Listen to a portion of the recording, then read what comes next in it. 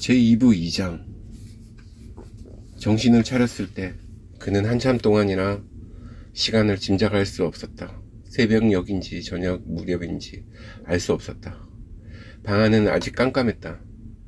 그는 몇 시간을 잤는지 알 수 없었지만 몸이 아픈 상태에서 계속 자고 있었다는 것을 느꼈다. 그는 정신을 가다듬고 꿈을 쓸어내기라도 하듯 아니면 밤에 보았던 환상을 쓸어내기라도 하듯 손으로 얼굴을 쓸어내렸다. 그러나 그가 바닥에 내려서려고 했을 때 그는 자신의 온몸이 완전히 지쳐있고 모든 기관이 그의 의지대로 움직여주지 않는다는 것을 알았다. 머리가 아프고 현기증이 일었다. 온몸이 덜덜 떨려오고 열에 들뜬 것 같았다. 이렇게 의식이 들자 지난밤의 기억이 되살아났고 지난밤에 있었던 모든 일을 기억해내는 순간 그는 심장이 뭉클해오는 것을 느꼈다. 어제 일을 생각하면 할수록 그의 심장은 더 세게 뛰기 시작했다.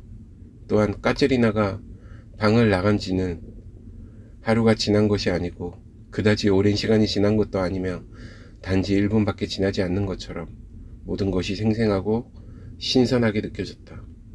그는 자신의 눈이 아직 눈물에 젖어 있는 것처럼 느낄 정도였다. 아니면 새로운 눈물이 뜨거운 그의 영혼으로부터 솟아올라 이렇게 흘러내리는 것이었을까? 이상한 일이었다. 그는 자신의 고통이 달콤하게 느껴졌다. 그는 심혈을 기울여 그것이 무엇 때문인지 알아내려 했지만 소용없었다. 그는 죽음이 가까이 있다는 것을 느꼈다. 언젠가 그는 반가운 손님이라도 맞이하듯 죽음을 기다리던 때도 있었다. 극도로 긴장한 지금의 현실로 인해 금방 그의 삶이 중지되고 완전히 파괴되어 한순간에 사라져버릴 것 같았고 영원히 꺼져버릴 것 같았다. 그토록 그의 감정은 긴장되어 있었고 그러면 그럴수록 그의 열정은 새롭게 끌어올라 그의 영혼을 다시 환희의 간격으로 가득 채우는 것이었다. 이런 순간마다 그의 고통과 떨리는 심장에 응답이라도 하듯 귀에 익은 목소리가 들려왔다. 이것은 가슴속에서 올려오는 음악 같았고 어떤 인간이든 자신의 삶에 대해 기뻐하고 고요한 행복의 순간이면 알 수 있는 내밀하고 온방울 같은 소리였다. 그것은 바로 까체리나의 목소리였다. 마치 그의 머리맡에서 울려오는 것처럼 가까운 곳에서 노래소리가 들려오기 시작했다. 처음에는 나직하고 구슬프게 들려왔다. 그 소리는 높이 올라갔다가 다시 나직하게 내려오곤 했다. 그 소리는 어떤 채울 길 없는 억압된 소망과 견딜 수 없는 고통스러운 마음을 따뜻하게 녹여주는 소리처럼 들렸고 불길 같은 자신의 고통을 다정하게 위로하며 안으로 스며드는 듯한 소리였다. 그러다가 다시 꾀꼬리처럼 떠올리는 소리가 들려왔다. 그 소리는 참을 수 없는 열정으로 전율하고 불타오르면서 환희의 바다로 강렬한 바다로 첫눈에 사랑에 사로잡힌 끝없는 소리의 바다로 퍼져갔다. 오르디노프는 노랫말을 알아들을 수 있었다. 그 노랫말은 솔직하게 평온하며 순수하고 밝은 감정을 노래한 것으로 단순하고 아주 오래전에 만들어진 가슴을 잔잔하게 적시는 그런 내용이었다. 그러나 그는 그것을 잊어버렸고 단지 하나의 소리만 들을 수 있게 되었다. 그 소리는 단순하고 소박한 노랫말의 보물 창고를 지나서 그에게 새로운 다른 노래가 되어 들려왔다. 그 노래는 그의 가슴을 꽉 채운 갈망이 되어 울려 펴지고 그녀의 존재에 대한 그의 인식을 생생하게 들려주고 그의 열렬한 갈망에 비밀스럽고 소중한 계곡으로 퍼져가는 그의 마음의 반향을 들려주는 것이었다. 그러다가 어느 순간 빠져나갈 길 없이 소성이다가 자신의 심장의 열정 속으로 깊이 빠져들어가는 듯한 마지막 신음소리가 들리는가 싶더니 드디어 사슬을 끊고 빛나고 자유로운 몸이 되어 거칠 것 없는 끝없는 사랑의 바다를 향해 날아가는 듯한 영혼의 기쁨의 소리가 들려오는 것 같았다. 또 어느 땐 자신의 얼굴 위에 나타난 홍조를 부끄러워하며 번개와 눈물과 비밀스럽고 겁먹은 듯한 소곤거림으로 자신의 최초의 사랑의 맹세를 언약하는 듯한 사랑에 빠진 여인의 목소리가 들려오는 것 같았다. 그런가 하면 수치도 모르고 감출 줄도 모른 채 술에 취한 눈으로 자신의 주변을 둘러보며 깔깔대는 웃음을 던지며 자신만만하게 자신의 힘을 뻐기는 음탕한 여자의 욕망 같은 소리가. 오리디노프는 그 노래가 끝나기까지 참지 못하고 침대에서 일어났다. 그때 노래소리가 멈췄다. 까짜리나의 목소리가 들려왔다. 아침도 낮도 벌써 다 지나갔어요. 나의 사랑하는 이여, 벌써 저녁이에요. 이제 그만 일어나세요. 우리에게 와서 함께 즐거운 시간을 보내도록 해요. 나와 주인이 당신을 기다리고 있어요. 사람들은 모두 선량하고 당신이 원하는 대로 순종하는 사람들이죠. 만약 아직도 당신의 마음이 미움이 남아있다면 사랑으로 증오를 물리치세요. 다정한 말을 해주세요.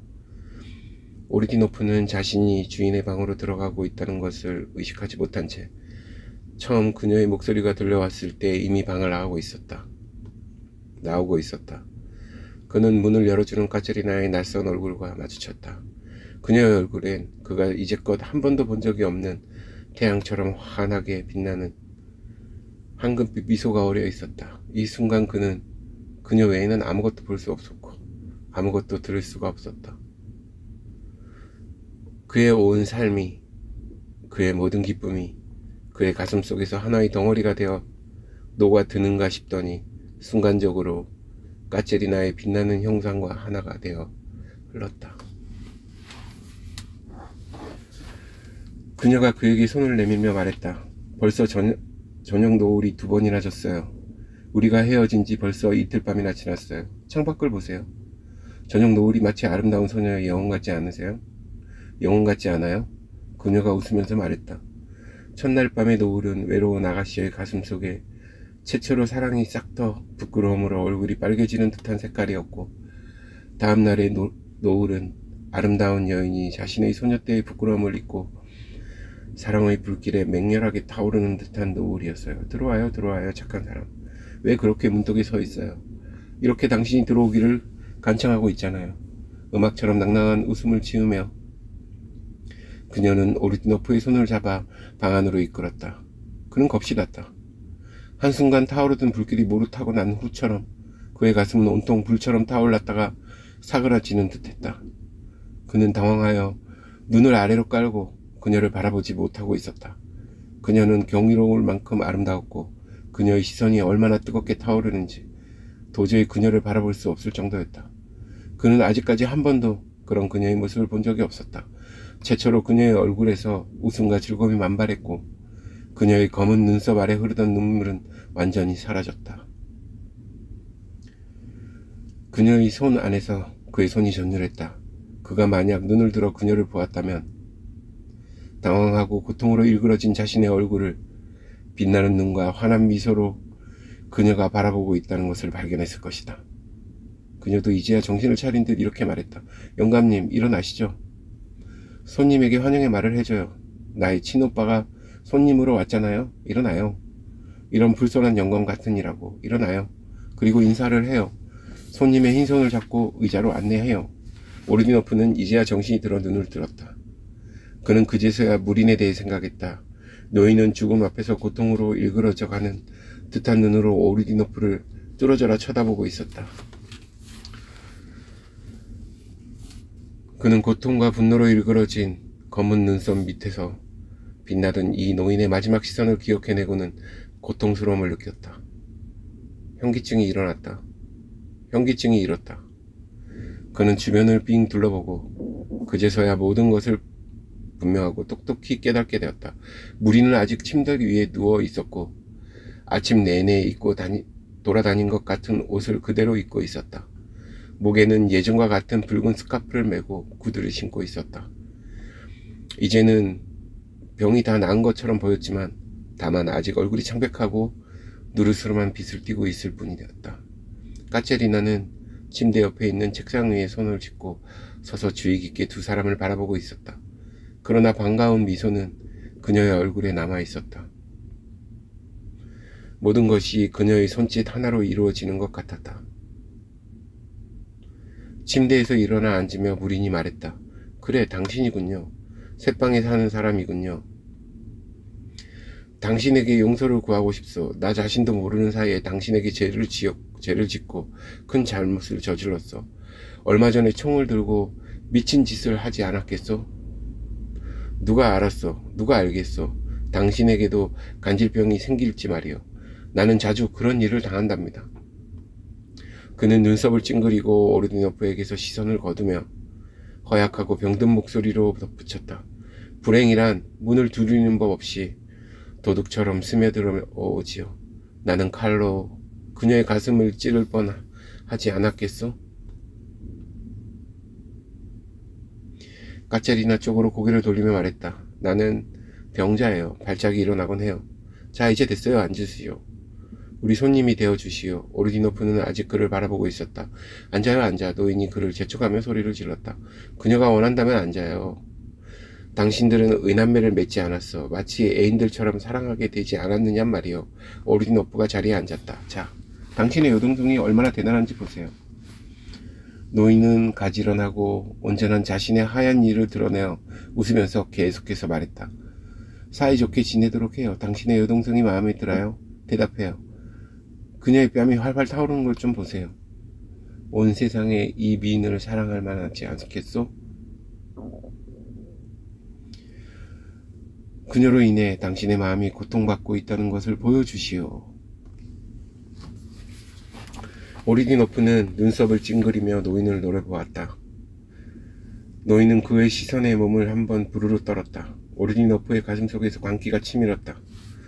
그는 어떤 동물적인 본능으로 자기 곁에 가까이 있는 이 적의 죽음을 감지했다. 그 자신도 자신에게 무슨 일이 일어나고 있는지 의식하지 못했고 분별력을 잃었다. 그의 등 뒤에서 소리가 들렸다. 오르디노프가 뒤돌아보았다. 쳐다보지 말아요. 쳐다보지 말아요. 쳐다보지 말라고 했잖아요. 비록 악마가 교사한다 하더라도 자신이 사랑하는 여인을 가련하게 생각해야 해요.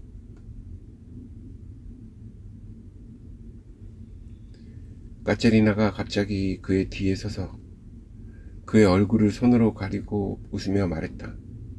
그러고는 손을 떼고 이번에는 자기 얼굴을 손으로 감쌌다.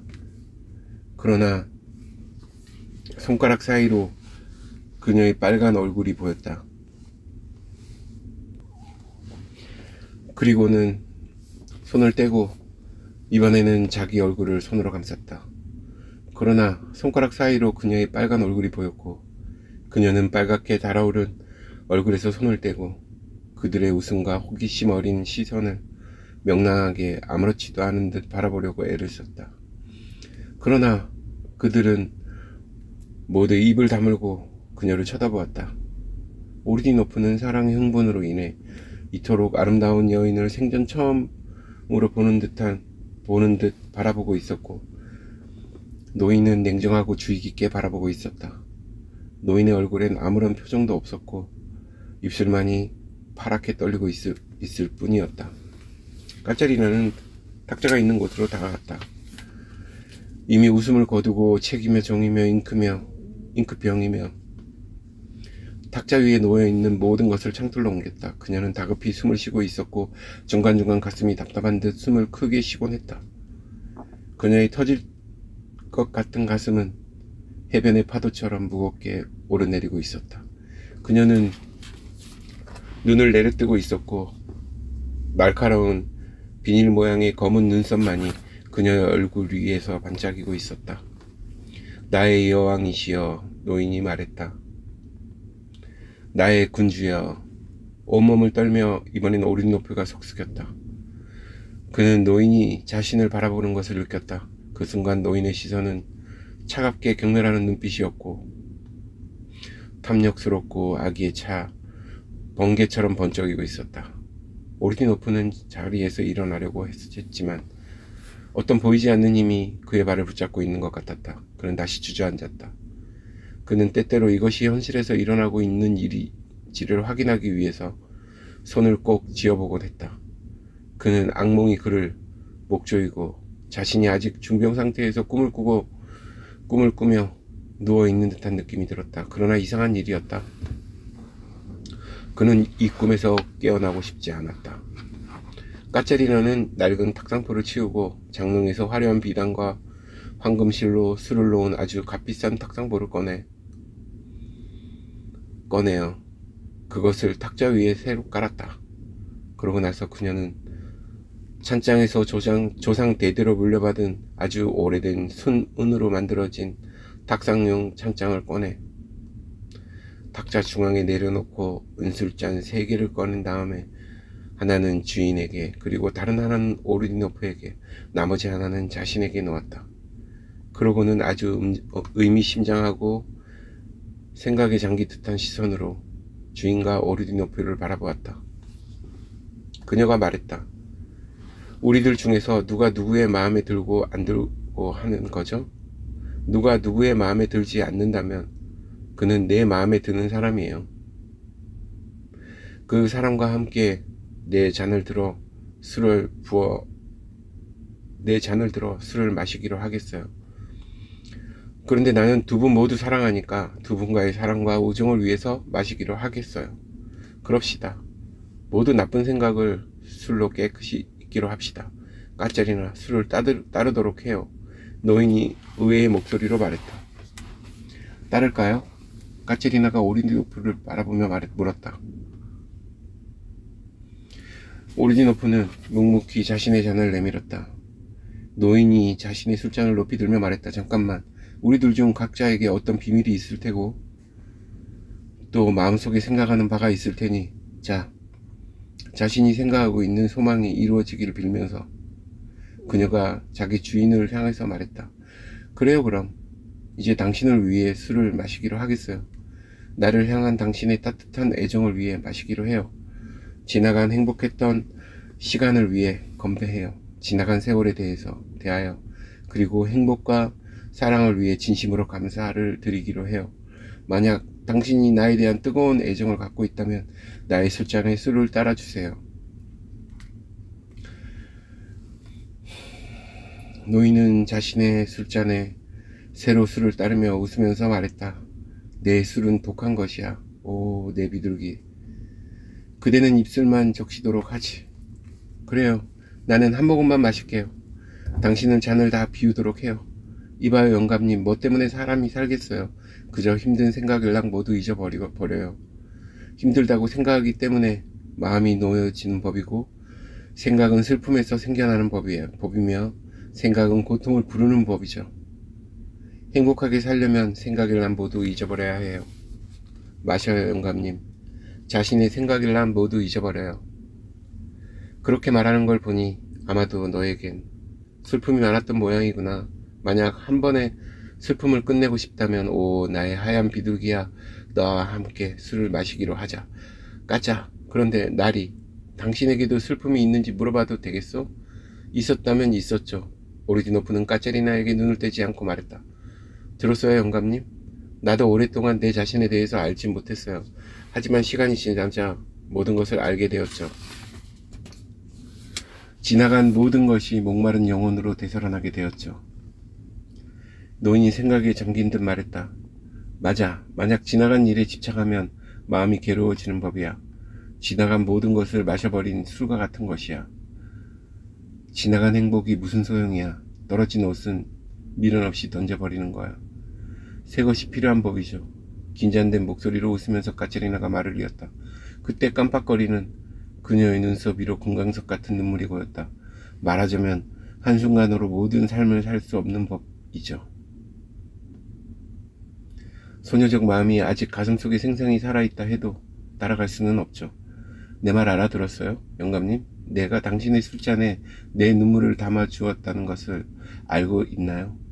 얼마나 커다란 행복이길래 당신은 자신의 고통과 그것을 바꾸었죠? 오르디노프가 말했다. 그의 목소리는 긴장하여 떨고 있었다. 그렇다면 자네는 팔 수 있는 행복을 많이 가지고 있었다는 말이군. 청하지도 않았는데 그런 말을 하는 거 보면 말이야. 노인이 대답했다. 그러고는 아기에 찬 시선으로 소리도 내지 않고 깔깔거리며 무례하게 오르디노프를 쳐다보았다. 그녀가 불만스럽고 힘술난 목소리로 말했다. 팔 수 있을 만큼은 팔았다는 거죠. 한 사람에게는 많은 것처럼 느껴지고 또 다른 사람에게는 적은 것처럼 느껴지는 법이죠. 한 사람은 항상 주고 싶고 받으려고 하지 않는 반면 다른 한 사람은 아무것도 약속하지 않은데도 그 사람에게 순종하고 싶을 때가 있는 법이죠. 그러니 사람을 비난하지 말아요. 그녀는 오리노프를 슬픈 듯이 바라보며 말했다. 한 사람은 그런 사람이고 다른 사람은 그런 사람이 아니에요. 무슨 이유로 어떤 사람이 마음에 끌리는지 아는 것 같군요. 영감님, 자신의 술잔에 술을 따르세요. 처음에 당신과 만났을 때부터 그랬던 것처럼 당신의 사랑하는 딸을 위해 조용하고 순종하는 나의 행복을 위해 마셔요. 그렇게 하자. 내 자네도 술을 따라라. 노인이 포도주를 들며 말했다. 잠깐만요, 영감님. 마시기 전에 한마디 하게 기다려요. 까체리나는 팔꿈치를 탁자에 기고 활활 타오르는 듯한 눈으로 노인을 바라보며 말했다. 어떤 이상한 결의가 그녀의 눈에 어리는 듯 했다. 그러나 그녀의 모든 행동은 투서가 없었고 그녀의 몸짓은 발작적이고 단속적인 것이었으며 빠르게 움직였다. 그녀는 불길 속에서 휩싸인 듯 보였고 모든 것이 이상하게 보였다. 그러나 그녀의 아름다움은 흥분과 활기에 함께 점점 더해가는 것 같았다. 그녀는 두 줄의 하얗고 고른 치아를 보여주며 입술을 반쯤 열고 미소를 지어 보였고 코를 높이 쳐들고 숨을 단속적으로 쉬고 있었다. 가슴이 두근두근 뛰기 시작했다. 뒤통수로 3번 따느린 머리가 오른쪽 귀 뒤로 자연스럽게 살짝 흘러내려 뜨겁게 달아오른 그녀의 뺨을 감추고 있었다. 그녀의 관자놀이 부근에는 작은 땀방울들이 맺혀 있었다. 영감님, 점을 봐줘요. 점을 봐줘요. 오, 나의 사랑, 나의 가장 가까운 이여. 아직 정신이 멀쩡할 때 점을 쳐줘요. 자, 여기 내 하얀 손이 있어요. 우리들이 이유 없이 당신을 점쟁이라고 부르는 건 아니잖아요. 당신은 책을 읽고 요술에 대해선 모두 알고 있지 않던가요? 자, 점을 봐줘요. 사랑하는 영감님, 그리고 나의 미래를 다 얘기해줘요. 하지만 거짓말을 해서는 안 돼요. 당신의 딸이 행복하게 살 것인지 아니면 딸의 미래를 저주해서 딸의 길에 험한 행로를 불러들일 것인지 다 말해줘요. 내가 살 곳은 따뜻한 보금자리인가요? 아니면 철새처럼 영원히 이곳저곳 날아다니고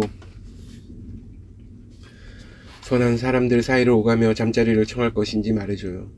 누가 나를 사랑하게 되고 누가 나의 적이며 누가 나의 불행을 원하는지 말해줘요. 이렇게 뜨겁게 젊디 젊은 마음이 외로움에 영원히 고통당할 것인지 아니면 내가 적당한 사람을 찾아 같이 장단을 맞추며 기쁨으로 살아갈 것인지 말이에요. 새로운 슬픔이 닥칠 때까지 말이에요.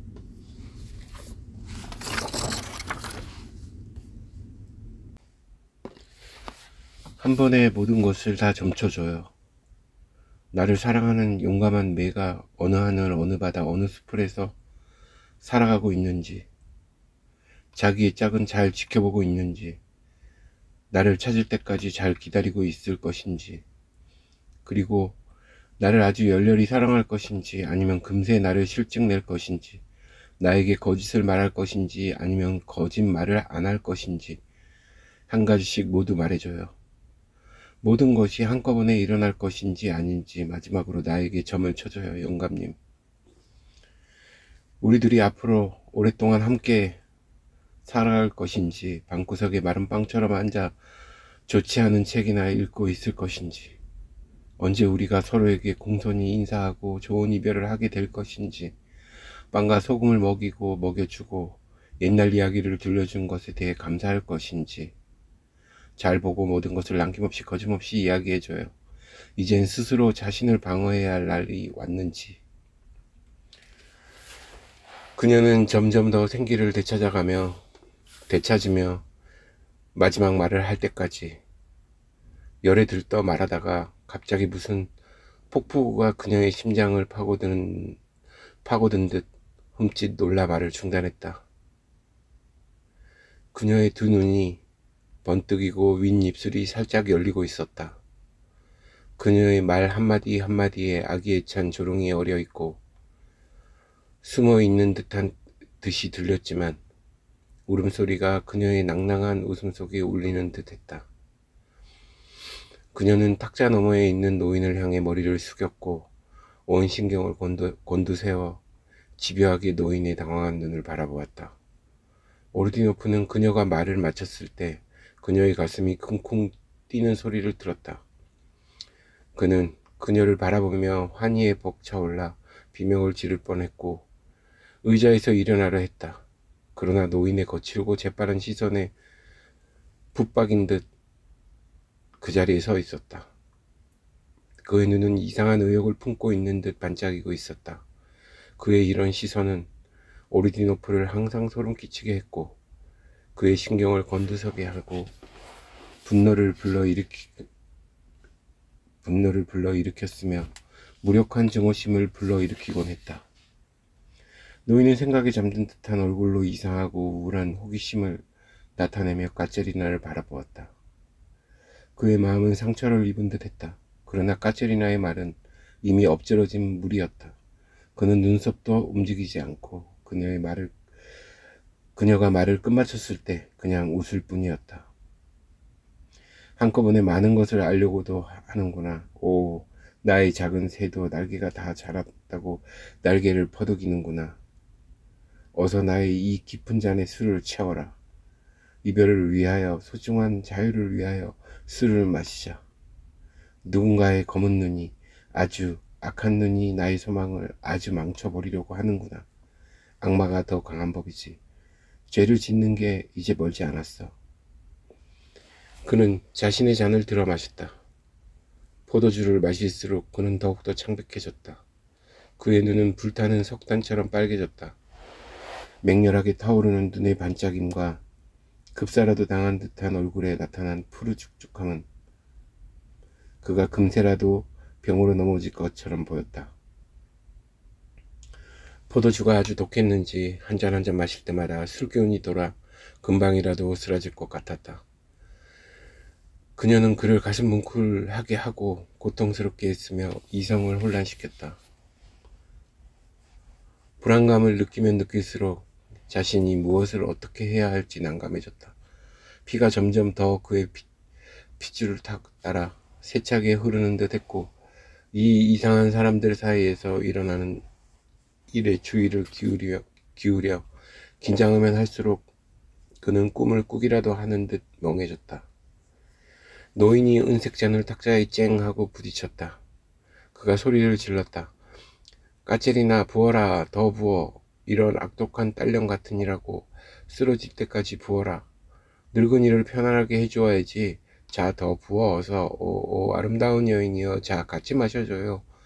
그런데 왜 안 마시지? 아니면 내가 보지 못한 건가? 까체리나는 그에게 뭔가 이야기했지만 그는 무슨 말인지 알아듣지 못했다. 노인은 그녀의 말이 채 끝나기 전에 그녀의 손을 잡았다. 그의 심장은 답답해서 더 이상 견딜 수 없었다. 그의 얼굴이 창백해지고 눈이 흐릿해지더니 불길에 휩싸이는 것 같았다. 하얗게 질린 입술이 덜덜 떨렸다. 그는 환희에 떨고 있는 것처럼 잔뜩 흥분하고 격노한 이상한 목소리로 그녀에게 말했다. 손을 이리 내봐. 오, 아름다운 여인이여. 점을 쳐주지. 진실을 얘기해 주겠어. 나는 바로 마법사가 아니던가? 까체리나, 너는 잘 알고 있는 거야. 너의 황금 심장이 진실을 말했다는 것을 알고 있지. 그러나 한 가지 내가 모르는 것이 있어. 마법사인 내가 너에게 지혜와 이성을 가르칠 수는 없어. 소녀에게 있어서 이성은 무용지물이야. 모든 진실을 다 알고 있으면서도 전혀 몰랐던 것처럼. 마치 처음 듣는 것처럼 듣고 있구나. 가슴은 눈물로 흥건하다 해도 그 머리에는 교활한 뱀이 들어앉아 있지. 내가 말해주지 않아도 스스로 길을 찾아내고 말 거야. 불행 사이를 뱀처럼 살짝 기어나갈 거야. 자신의 자유를 교활하게 얻어내고 말 거야. 지혜로 이해하는 곳에서나 지혜로 이해하지 못하는 곳에서나 아름다움으로 지혜를 흐리게 하고 검은 눈으로 모든 이의 지혜를 술 취하게 하며 그 아름다움이 인간의 지혜를 파괴할 거야. 강철 같은 심장도 반쪽을 내고 말 거야. 비애를 닮은 슬픔이 너에게 닥칠 거냐고? 인간의 슬픔이야. 고통스러운 법이지. 그러나 약한 심장에는 불행이 생기지 않는 법이야. 불행이란 강한 심장을 가진 사람에게서나 생기는 법이야. 그들은 묵묵히 피를 끓이며 눈물을 흘릴 뿐 선량한 사람에게 달콤한 치욕으로 매달리지는 않는 법이야. 이 아가씨야. 너의 고통은 마치 모래 위에 남긴 흔적처럼 사라질 것이며 비로 씻기듯 씻겨질 것이며 태양빛에 마르듯 마를 것이며 폭풍 같은 바람이 가져가 버릴 거야. 모두 흔적 없이 쓸어갈 거야. 더 이야기해주지. 점을 쳐주겠어. 누군가가 너를 사랑하게 되면 너는 그의 노예가 될 거야. 자신이 자기의 자유를 묻고 조당물이 될 것이며 다시는 자유롭게 될 수 없을 거야. 때가 되어도 실증내지 못하지. 내가 나다를 심으면 너의 달인자는 이삭까지 통째로 가져가게 될 거야. 나의 상냥한 아이, 나의 비둘기야. 나의 자네 너의 진주 같은 눈물을 흘렸지. 그래, 눈물을 참지 못하고 수없이 흘렸지. 자신의 아름다운 말조차 잃었지. 그래, 그녀의 비둘기처럼 자신의 눈물을 자랑하는구나. 그렇지. 눈물로 너의 그 천상의 이슬방울로 오는 일이 이젠 없을 것이며 고통받지 않게 될 거야. 너의 진주 같은 눈물은 긴긴 밤, 폭풍우가 치는 밤에 흉악한 악마가 너를 위협하고 무서운 생각에 내가 떨고 있을 때 이 중에 고통으로 너의 뜨거운 심장에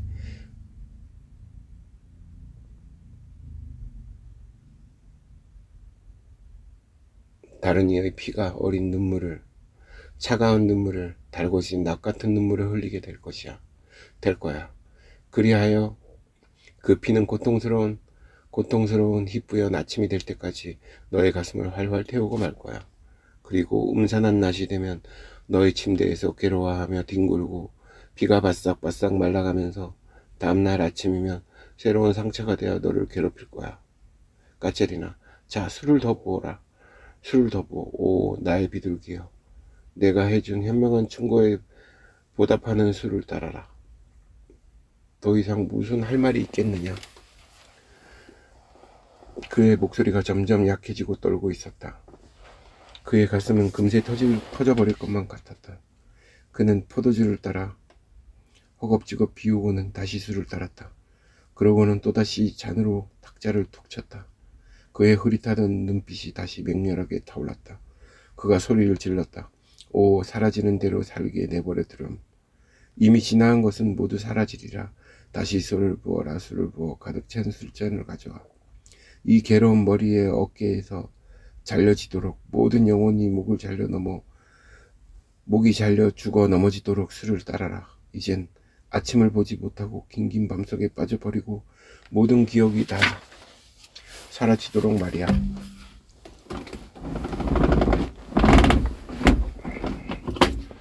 마셔버린 술은 살아버린 옛날과 같은 게지. 상인의 물건이 오래되어 못쓰게 되면 공짜로 넘겨주게 되는 법이야. 그 상인이 자기가 원하는 대로 그 물건을 제가격보다 싸게 팔지는 않는 법이야. 악마의 피가 흘렸고 순결한 피도 흘렸을 것이며 그 상인은 자신의 영혼을 덤으로 얹어 주었을지도 모르지. 자, 나에게 한 잔 더 따라라, 까짜리나. 그러나 잔을 든 그의 손은 마비된 듯 움직이지 않았다. 그는 고통스럽게 숨을 몰아쉬었고 머리는 힘없이 축 늘어져 버렸다. 그는 마지막으로 흐릿한 눈길을 오르디노프에게 던졌으나 그 눈길은 잠시 후 완전히 꺼져버린 불빛처럼 변했고 그의 눈꺼풀은 납처럼 무겁게 내려앉았다. 그의 얼굴은 시체처럼 창백하게 변했다. 그는 얼마 동안 무슨 말을 하려는 듯 입술을 잘삭거리며 움직였다. 그러다가 갑자기 뜨겁고 굵은 눈물이 그의 눈썹에 매달리는가 싶더니 그의 창백한 밤을 따라 천천히 흘러내렸다. 오르디노프는 더 이상 자신을 억제할 수 없었다. 그는 간신히 일어나 약간 주춤거리며 까짜린에게 다가와 그녀의 손을 잡았다. 그러나 그녀는 그를 전혀 의식하지 못하는 듯 했고 그를 전혀 기억하지 못하는 듯 그에게 눈길도 주지 않았다. 그녀는 거의 의식을 잃은 사람처럼 보였고 어떤 하나의 생각에 하나의 움직일 수 없는 상념에 완전히 사로잡힌 것 같았다. 그녀는 잠들어 있는 노인의 가슴 위로 쓰러져 하얀 발로 그의 목을 얼싸안았다. 그녀는 그 노인에게 묶인 사람처럼 그를 꼭 붙잡고 불같이 타오르는 눈으로 그를 바라보았다. 그녀는 오르디노프가 그녀의 팔을 잡고 있는 것도 알아채지 못하는 것 같았다. 드디어 그녀는 얼굴을 돌려 그를 바라보고 그제서야 겨우 그를 의식하게 되었으며 고통에 일그러진 무겁고 놀란 듯한 웃음이 그녀의 입술 위로 떠올랐다. 그녀가 소곤거렸다. 돌아가세요. 돌아가 주세요. 그것이 가장 간단한 일이에요. 당신은 취했어요. 그리고 아주 나쁜 사람이에요. 당신은 우리 손님이 아니에요. 그런 다음 그녀는 다시 노인에게 돌아서서 그를 구슬프게 바라보았다. 그녀는 그의 모든 호흡을 지켜주기라도 하려는 듯 그를 지켜보며 자신의 눈으로 그의 꿈을 위로해 주기라도 하는 것 같았다. 그녀는 그의 가슴을 움켜잡고 울먹이며 질식이라도 할까봐 겁에 질려 있었다. 노인을 바라보는 그녀의 눈길에 얼마나 애잔한 애정이 담겨 있었는지. 그 순간 오르디노프의 영혼은 견딜 수 없는 절망과 억누를 수 없는 광기, 그리고 불타는 증오심에 휩싸였다. 까체리나, 까체리나. 그는 그녀의 손을 꽉 잡으며 소리쳐 불렀다. 그녀의 얼굴엔 고통스러운 표정이 나타났다. 그녀는 다시 고개를 들었다. 그리고는 오르디노프가 몸을 지탱하기도 힘들 만큼 경멸하는 듯한 비웃음을 머금고 그를 바라보았다. 그러고는 잠자는 노인을 향해 손짓을 해보았다. 그때 그녀의 얼굴에는 세상의 모든 적의와 모든 비웃음이 담겨있는 것 같았다. 그녀는 고통스럽고 차가운 시선으로 그를 다시 쳐다보았다. 그래, 죽을까봐 겁나나? 오르디노프는 거의 정신을 잃고 중얼거렸다. 악마가 그의 귀에 대고 그렇게 속삭여 주기라도 한 것처럼 그는 그녀의 마음을 알고 있었다. 그의 마음은 까체리나의 그런 움직이지 않는 생각을 비웃고 있었다. 오, 아름다운 이여, 당신을 사겠어. 만약 당신이 나의 영혼을 원한다면 상인에게서 당신을 사겠다는 말이오. 그가 죽을까봐 겁내지 마오. 까체리나의 얼굴에선 비웃음이 사라지지 않았다. 그녀의 비웃음은 오르디노프의 전 존재를 파괴시킬 것 같았다. 그리고 그녀의 계속되는 비웃음은 오르디노프의 가슴을 반쪽으로 두동강 낼 것 같았다. 그는 거의 정신을 잃고 벽을 더듬어 못에 걸려있는 노인의 값비싸고 오래된 칼을 집어들었다. 까체리나는 경악을 금치 못했다. 그녀의 눈에는 증오와 적의에 가득 차고 경멸의 빛이 역력히 어려 있었다. 오르디노프는 그녀를 바라보며 당황했다. 그는 누군가가 힘을 잃어 자신의 팔을 붙잡아 들어 올리는 것만 같았다. 그가 칼집에서 칼을 뺐다. 까체리나는 숨을 멈춘 듯 꼼짝 않고 그 행동을 주시하고 있었다. 그는 노인을 쳐다보았다. 이 순간 노인이 한쪽 눈을 천천히 뜨고 오르디노프를 바라보며 비웃는 것 같았다.